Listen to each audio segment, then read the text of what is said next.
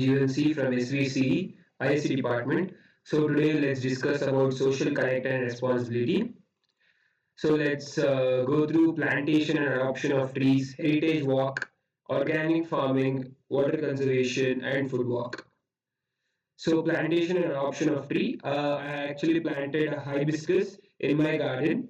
So discussing about that, coming to plantation, the plantation are farms specializing in cash crops, usually mainly planting a single crop with perhaps areas for vegetables, for eating and so on. The hibiscus plant is not just about beauty, it serves multiple purpose in culinary and medicine areas. All parts of the plant, be it the flower, leaves, seeds, or stems, are packed with numerous health benefits. Hibiscus benefit range from being an ingredient in tea to being used in extracts or supplements. One of the main interesting hibiscus benefit is its high vitamin C content, which plays a key role in the multiple body functions such as enhancing our immune system, synthesizing collagen, and protecting our body against free radicals. So we can see the plantation process which I have done in my garden. Heritage Walk and Craft Corner. There is a very famous pilgrim center of Hindu goddess, that is the Nandi temple near Nandi Hills. This temple is a supremacy deity of Nandi, the bull which protects Shiva. This is a historical place of worship where people come to pray and seekers come to meditate.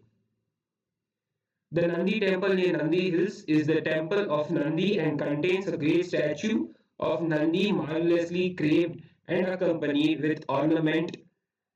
Discovers the spirituality of the temple while touring on the historical corridors of the temple. You also are lucky to have the joy of the Nandi temple near the Nandi Hills, which can offer you to get a peace in the middle of the trees and fresh air. A temple with a calm environment and the oldest history for Karnataka and indeed India is the Nandi temple, which is located on the way to the Nandi Hills. With its view and peaceful surrounding, Nandi temple near Nandi Hills is must-see spot for both pilgrims and travelers.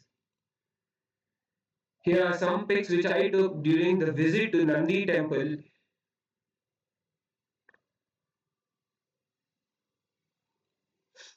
Organic farming and waste management. Brinjal, on which my top organic farming topic was. Brinjal is one of the most common tropical vegetable grown in India. It is known by different names. Brinjal is warm season crop and requires a long warm growing season. It is very susceptible to frost. A daily mean temperature of 13 degrees Celsius to 21 degrees Celsius is most favorable for its successful production. The growth of the crop is severely affected when the temperature falls below 17 degrees Celsius. It can be successfully grown as a rainy season and summer season crop and can be grown at an elevation of 1200 meter above the sea level. It can be grown in plains throughout the year, but Rabi season is the best. The rainy season, that is from June to July, and during the winter season, that is from October to November, and the summer season from February to March. Brinjal is a hardy crop and is cultivated under a wide range of soil. Since a long duration crop with a high yield, well drained, and fertile soil is preferred for the crop. Crops grown in a sandy soil yield early, and those grown in clayey soil yield more. The ideal pH for the cultivation of crop is 5.5 to 6.6. Here are some shots which I took during the visit to the brinjal farm.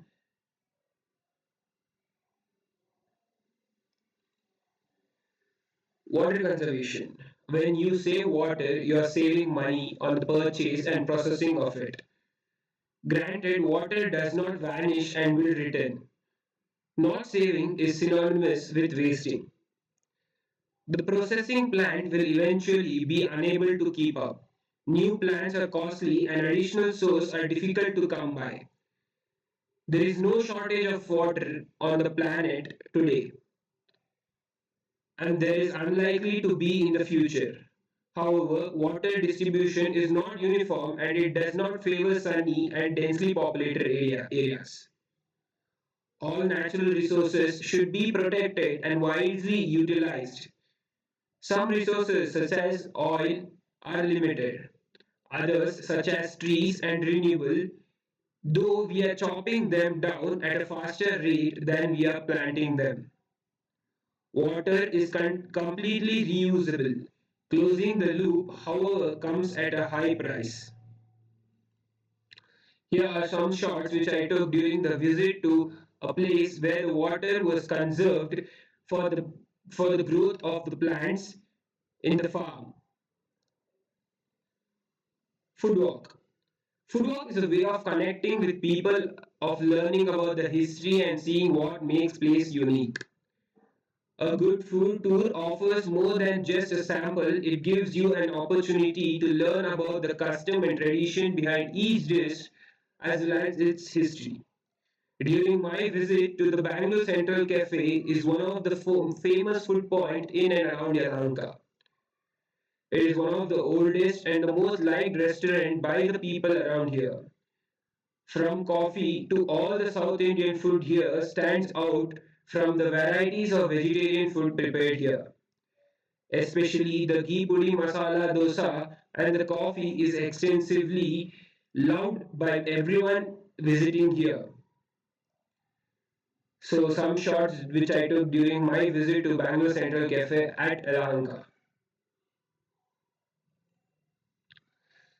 So the course outcome was to communicate and connect to the surroundings, create a responsible connection with the society and involve in the community in general in which they work, notice the need of problems of the community and involve them in the problem solving, develop among themselves a sense of social, civic, and responsibility, and utilize their knowledge in finding practical solutions to individual and community problems, develop competence required for group living and sharing responsibilities, and gaining skills in mobilizing community participation to acquire leadership qualities and democratic attitudes. So here's the reference link to the video where I have posted on YouTube visiting all those places which I came by in the PPT. So thank you.